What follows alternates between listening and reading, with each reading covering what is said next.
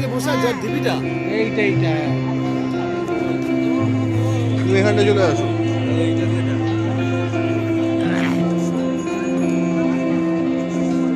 ওইটা থেকে ধরো দেখতে পাবো না সামনে দেখতে পাবো চারদিক দেখা যায়